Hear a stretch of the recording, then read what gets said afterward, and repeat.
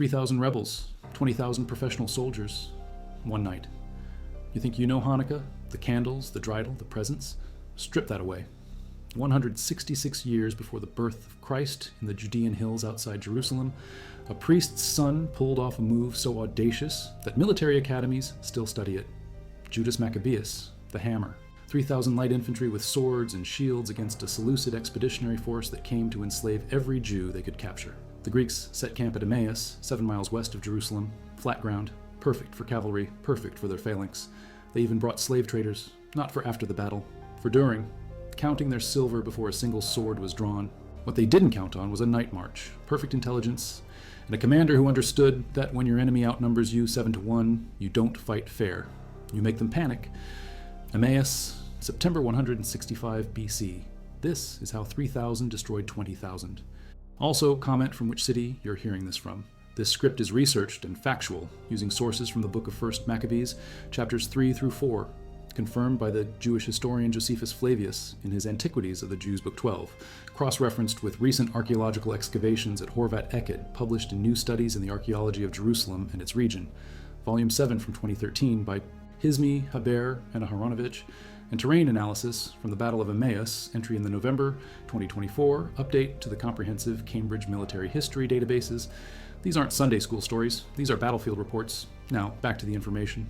The Jews in Judea wouldn't bend. He banned the Torah, banned circumcision, banned the Sabbath, turned the Second Temple in Jerusalem into a shrine for Zeus, sacrificed pigs on the altar. This wasn't cultural exchange, this was extinction.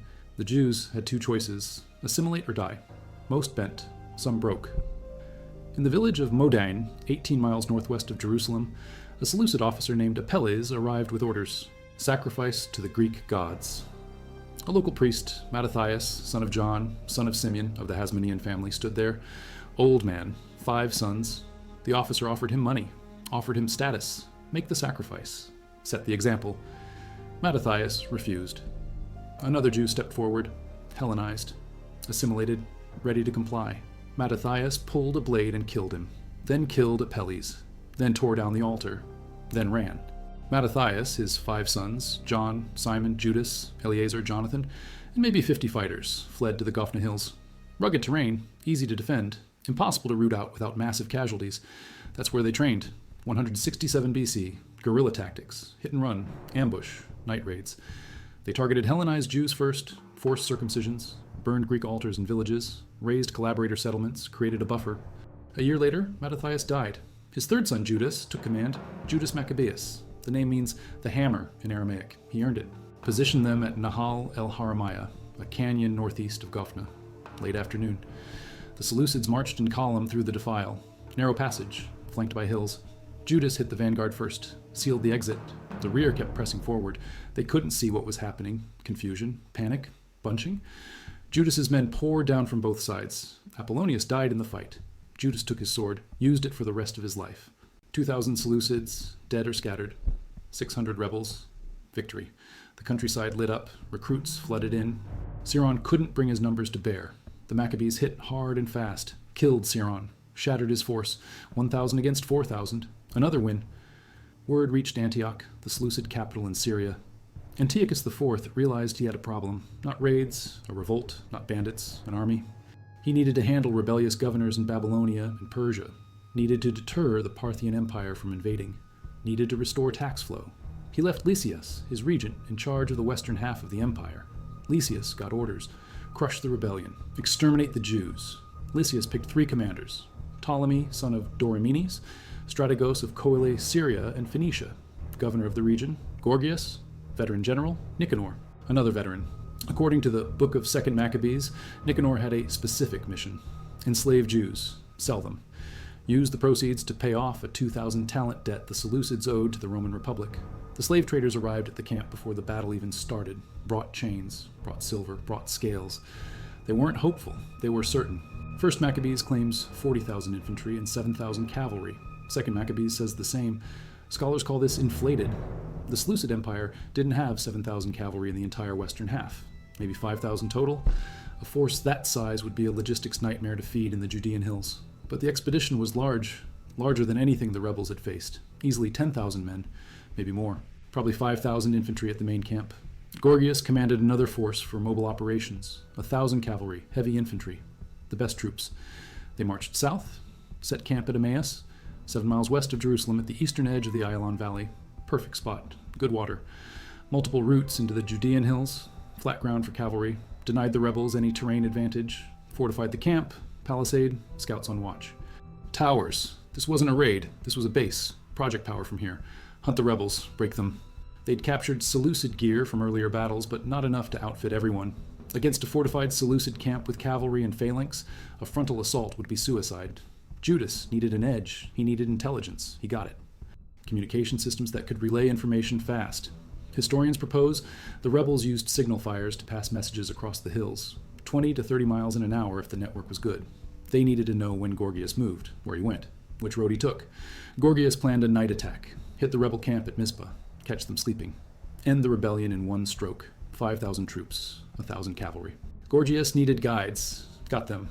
Hellenized Jews from the Acre fortress in Jerusalem, men who knew the terrain, men who knew the routes, men who wanted the Maccabees dead as much as the Seleucids did. Judas possibly leaked his location on purpose, performed obvious ceremonies at Mizpah, loud rituals, prayers, made sure word got out, drew Gorgias in. Some scholars argue Judas intentionally trimmed his army, called a religious ceremony. Used criteria from Deuteronomy. Anyone betrothed? Go home. Anyone built a new house? Go home. Anyone planted a vineyard? Go home. Anyone afraid? Go home. Reduced his force, made it faster, lighter, more mobile. This might be propaganda added later, might be tactical genius. Either way, Judas had 3,000 men ready to move.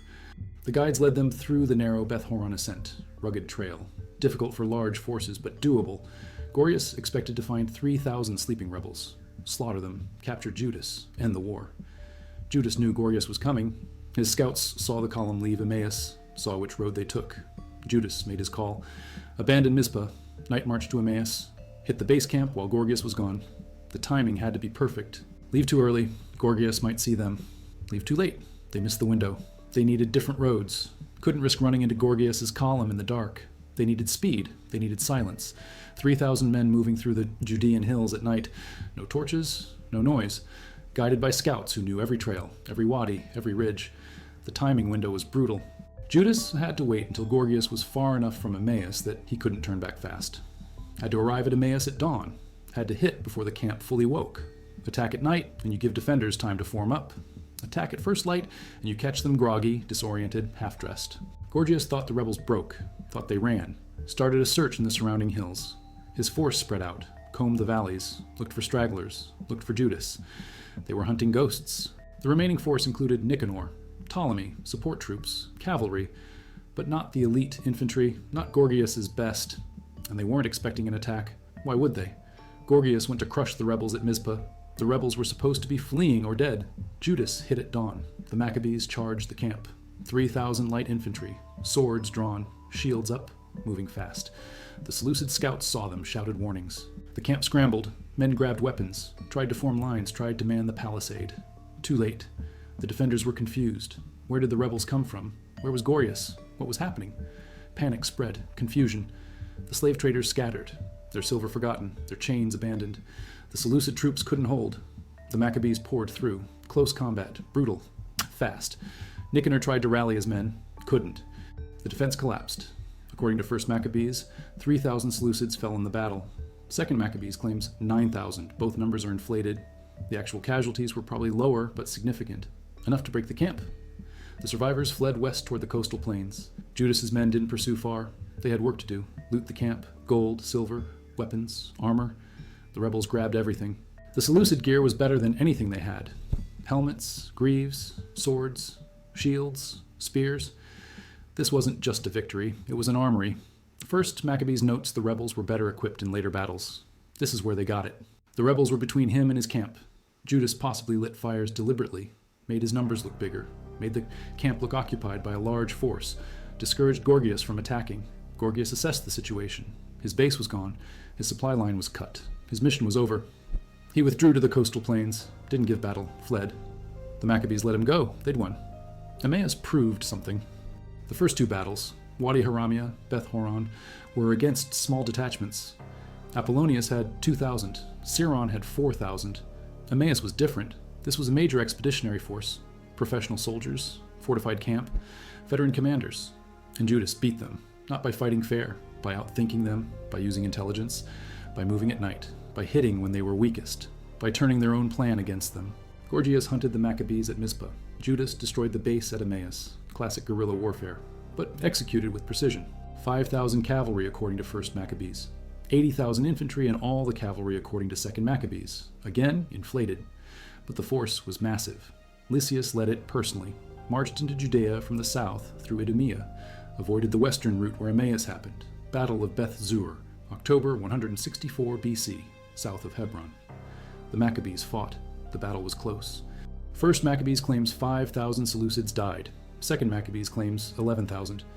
Scholars doubt both numbers. The battle might have been inconclusive, but Lysias withdrew, not because he lost, because Antiochus IV died in Persia. News reached Judea days after Beth Zur. Lysias was regent for a 9-year-old boy, Antiochus V. He needed to be in Antioch, needed to secure the succession, needed to prevent rivals from seizing power. He abandoned the campaign, returned to Syria, left Judea to the Maccabees, celebrated for 8 days. Sacrifices, hymns, feasting, Hanukkah, the festival of dedication, the festival Jews still celebrate. 8 days, 8 candles, commemorating not a miracle of oil but a military victory that started at Emmaus. The war didn't end. The Seleucids came back. 163 BC, multiple campaigns. Judas fought in Ammon, Gilead, Galilee, Idumea, the coastal plain, raids, retributive strikes, expanding influence. 162 BC. Lysias led another expedition, Battle of Beth Zechariah. The Seleucids brought war elephants. Judas's brother Eleazar saw an elephant he thought carried the Seleucid king, charged it alone, stabbed it from below. The elephant collapsed, crushed Eleazar, killed him. The Maccabees lost the battle, retreated to Jerusalem. Lysias besieged the city, but internal politics in the Seleucid Empire forced him to negotiate. He offered terms. Religious freedom. The Jews could worship as they pleased. Politically, they remained under Seleucid control. Some Jews accepted. Judas didn't. He wanted independence, not just religious freedom, political freedom. The war continued. Near Bethel, Judas camped at Elasa with his army. 1st Maccabees claims he had 3,000 men, claims 2,000 fled when they saw Bacchides' force, claims only 800 stayed to fight. Josephus says 1,000 stayed. Scholars think these numbers are wrong, probably much larger, maybe 20,000 on the Maccabee side. The author of 1st Maccabees downplayed rebel strength to explain the defeat. The battle was fought on open ground, gentle slope, good for phalanx tactics. The Seleucids had the advantage, heavy infantry, experienced. Judas attacked Bacchides' right flank, tried to kill the commander. The elite cavalry on the right retreated. Judas pursued, probably as far as Baal Hazor at the foot of the mountains. The Seleucid left flank circled behind, hit Judas from the rear. Pincer. Judas and his men were surrounded. They fought. They died. Judas Maccabeus fell in battle. His brothers Jonathan and Simon retrieved his body from the battlefield, buried him at Modiin, the family tomb. Emmaus, Beth Horon, Bethel, Timnath, Pharathon, Tephon. Garrisoned them, secured the roads. 8 years of low-intensity conflict. 152 BC, internal Seleucid politics shifted. Rival claimants to the throne needed allies. Jonathan negotiated, played one faction against another, secured concessions. 142 BC, Simon Thassi, another of Judas's brothers, took power after Jonathan was assassinated. Demetrius II, a Seleucid king, needed Simon's support against a rival, exempted Judea from tribute, essentially acknowledged independence. 141 BC, Simon expelled the Seleucid garrison from the Acra fortress in Jerusalem, the last Greek soldiers in the Holy City. Gone. Simon was appointed high priest by acclamation from the Jewish people, not by Seleucid appointment, autonomous, independent. The Hasmonean dynasty began, lasted until 63 BC when Rome took Judea. 7 miles west of Jerusalem, Horvat Eked, Kirbet Elaked, a fortified hill near modern Canada Park. Excavations from 1977 to 1980 by Moshe Fisher from Tel Aviv University. Further excavations in 2012 by Hizmi, Haber, and Aharonovich from the Staff Office of Archaeology. They found walls, 2.5 meters thick, preserved up to 3 meters high, semicircular towers, gates, Hellenistic construction, dated by pottery, coins from Antiochus IV and Antiochus VII, Seleucid period. This is the fortress Bacchides built after Judas died, built on the same ground where the Maccabees destroyed the Seleucid camp in 165 BC. Bacchides knew the strategic value. Control Emmaus. Control the western route to Jerusalem. The fortifications were reinforced during the Bar Kokhba revolt. 132 to 135 AD, another Jewish rebellion against Rome. Same terrain, same tactics. Hiding complexes, arrowheads, coins. The site was a stronghold again, then abandoned. The ruins remain. They expected profit, expected easy money, expected the Seleucids to win. When the Maccabees charged the camp at dawn, the traders scattered, left their chains, left their silver, ran for their lives. First Maccabees records the Maccabees captured the gold and silver. Doesn't specify how much, doesn't matter. The point is psychological. The traders came to enslave Jews. The Jews destroyed the army, took the loot, flipped the script. Second Maccabees mentions the traders specifically. It says Nicanor intended to use the proceeds to pay off the Seleucid debt to Rome. 2,000 talents, massive sum, divide by the population of Judea, do the math, enslave tens of thousands, maybe more, depopulate the region. That was the plan. Emmaus stopped it. 20 to 30 miles in an hour under good conditions. Relay stations on hilltops, coded messages, who's moving, how many, which road, when. The night march from Mizpah to Emmaus required this. Judas needed to know when Gorgias left, which route he took, how long it would take. He needed real-time information. He got it. His scouts tracked Gorgias's column, confirmed the route, sent word. Judas timed his departure, chose a different road. Arrived at Emmaus at dawn, perfect timing, no mistakes. That doesn't happen by luck. That happens by planning, by intelligence, by coordination. Bezalel Bar Kokhba's Judas Maccabeus, The Jewish Struggle Against the Seleucids, published by Cambridge University Press in 1989, analyzes the battle in detail. Argues the Maccabees built a sophisticated intelligence network during the guerrilla phase. Argues they used local support, safe houses, informants, messages carried by trusted riders or signaled by fire. This wasn't improvisation. This was infrastructure, built over 2 years of war, activated at Emmaus. At Wadi Haramiyah and Beth Horon, he fought in narrow defiles. Terrain the phalanx couldn't use. At Emmaus, he didn't fight the phalanx at all. He hit the camp when Gorgias and the heavy infantry were gone. Attacked support troops, supply personnel, cavalry without infantry support, camp defenders who weren't formed up, weren't ready. Classic asymmetric warfare. Don't fight the enemy's strength, fight their weakness. Judas understood this. The Seleucid commanders didn't.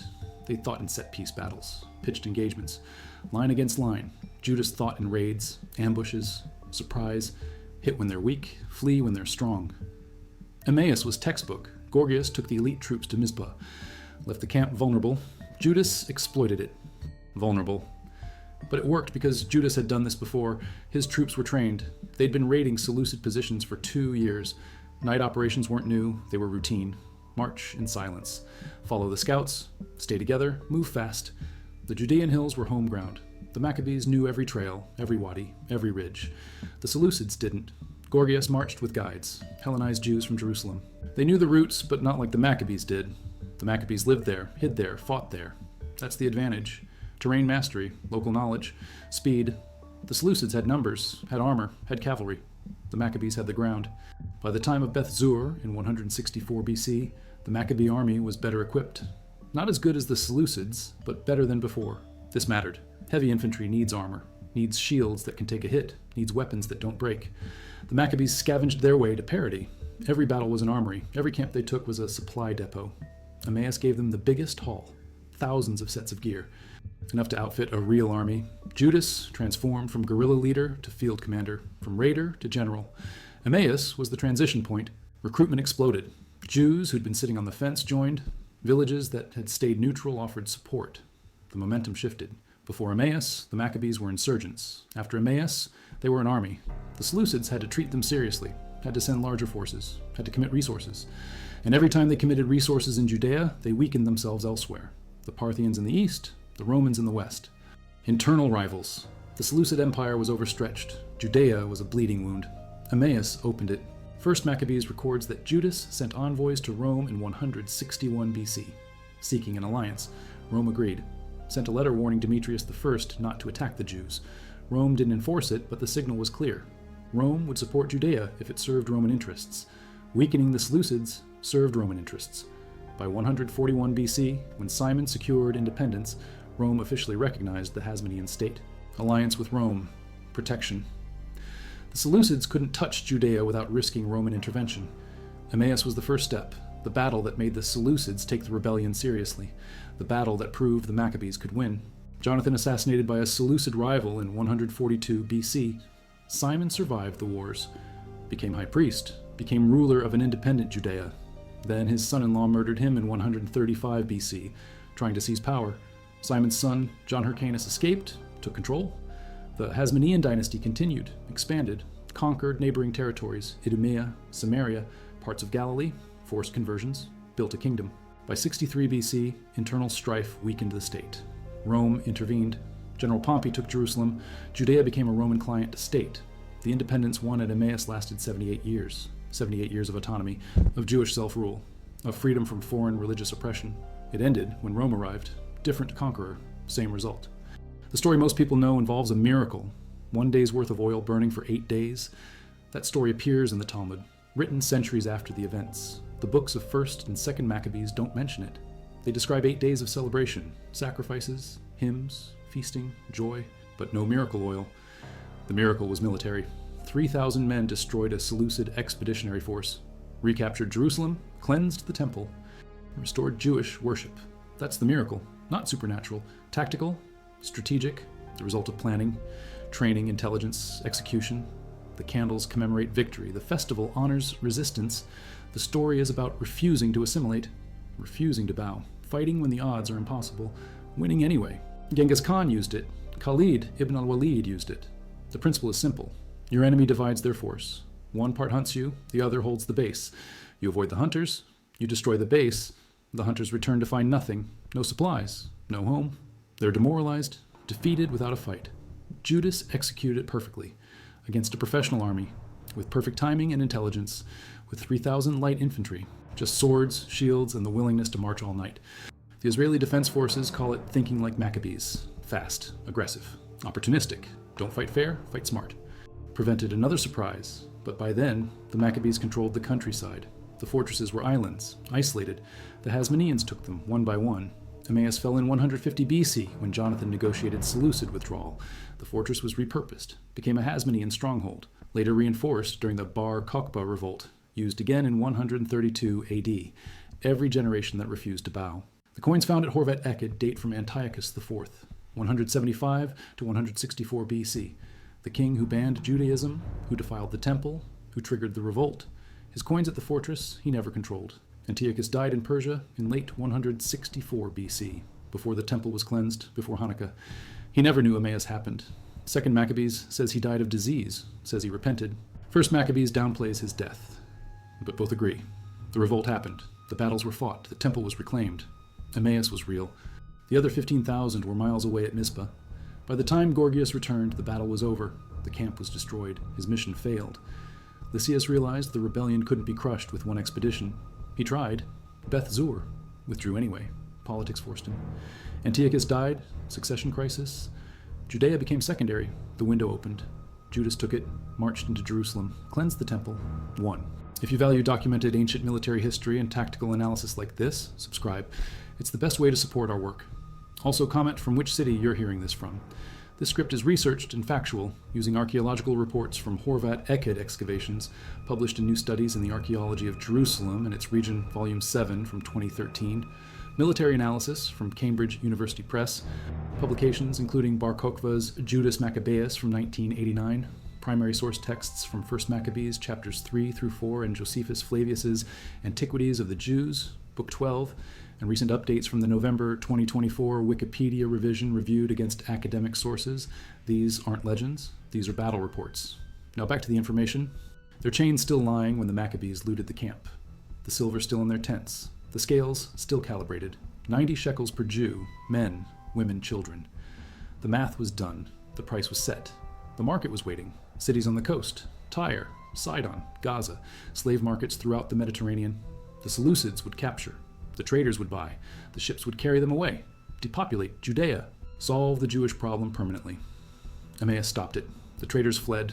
The chains were left. The slaves were never taken, because 3,000 light infantry moved fast enough, hit hard enough, fought well enough to shatter an army. That's documented in 1st Maccabees, chapter 4, verses 14 through 24. The traders came with great wealth. They left with nothing. 1st Maccabees mentions them, says the Maccabees possibly lit fires to disguise their numbers. Make Gorgias think the camp was held by a much larger force. Psychological warfare? Gorgias saw smoke rising, saw fires across the camp, didn't know how many Maccabees were there, didn't know if he was walking into a trap. He'd lost his base, lost his supplies. Fighting now would risk losing his army. He withdrew. Smart move. The fires worked. Gorgias lived to fight another day. His reputation didn't. He shows up in later battles. Never commanded a major expedition again. One night, one defeat. Career over. Demetrius ordered Judas's arrest. Nicanor threatened to destroy the temple. Battle of Edessa, 161 BC. Judas won, killed Nicanor, cut off his head and right hand, hung them from the citadel. The day of Nicanor was established, 13th of Adar, one day before Purim, celebrated until 70 AD. Nicanor, the general who brought slave traders to Emmaus, who planned to enslave Jews, dead, displayed, humiliated. 1 Maccabees, chapter 7, verses 43 through 50 confirms it. Nicanor's death marked the end of Seleucid attempts to crush the rebellion militarily. After Edessa, the wars continued, but the Seleucids never sent another massive expedition. They fortified, they negotiated, they tried to co-opt, but they didn't try to exterminate. Judas's victories made that too expensive. Strategos of Coele-Syria, governor. His role is unclear. 1 Maccabees lists him, doesn't describe what he did. Gorgias led the night attack. Nicanor led camp defense. Ptolemy might have been overall commander, might have coordinated, might have fled early. He doesn't appear in later battles. Disappears from the record. Maybe died, maybe disgraced, maybe removed. The sources don't say. His absence speaks. A governor leading an expedition to crush rebellion. The expedition fails. The governor vanishes. That's how empires work. Emmaus was catastrophic failure, public, humiliating. Ptolemy paid the price. Modern highways run through the same valleys, same ridges, same choke points. Geography is constant. Banned Jews from Jerusalem. The rebellion failed, but they fought. Same ground, same tactics. The arrowheads found at the site, iron, bar, Kokba period, shot at Roman legionaries. The cycle repeats, oppression, resistance, war. The tactics were perfect. Night march, intelligence, timing, surprise, hit when they're weak. Exploit the opening. Take the camp, loot the gear, disappear before reinforcements arrive. Judas didn't fight a battle. He executed a raid, scaled up. 3,000 raiders, 5,000 defenders. The defenders lost because they were unprepared. The raiders won because they were fast, focused, disciplined. That's the lesson. That's why Emmaus still matters. Not because it was fair, because it worked. Not because it was heroic, because it was smart. Not because God intervened, because Judas planned. 3,000 destroyed 20,000, because 20,000 was divided. 5,000 at camp. 15,000 chasing ghosts. They were never in one place. Judas made sure of that. Made sure he only fought 5,000. Made sure he fought them when they were weakest. The people survived. That's the message. Not that miracles happen, that resistance works, that fighting back is worth it, that freedom has a price and sometimes you have to pay it. Judas paid, Eleazar paid, Jonathan paid, thousands of Maccabees paid. They died, but they won. The temple stood. The faith continued. Emmaus made it possible. Still standing 2,200 years later, built by Bacchides in 160 BC, on the ground where the Maccabees destroyed his predecessor's camp in 165 BC. 5 years apart, same location, different outcome. The Seleucids built walls. The Hasmoneans took them. The walls remain, the empires are gone. Seleucids, Hasmoneans, Romans, Byzantines, Crusaders, Ottomans, all gone. The stones remain. This ground was fought over. This road was controlled. Thousands died here. The stones stand, they crumble. Slowly, excavated by archaeologists, measured, dated, turned into data. The people who built them are dust. The stones testify these walls were built, these towers stood, this site mattered. With perfect intelligence and timing. That's the truth, not legend, not miracle. Tactical execution. The numbers make sense when you break them down. The story makes sense when you understand the terrain. The victory makes sense when you see the planning. Emmaus, September 165 BC, a base camp, a night march, a dawn attack, a camp destroyed, an army scattered, a rebellion validated, a war transformed. Emmaus, where 3,000 refused to lose.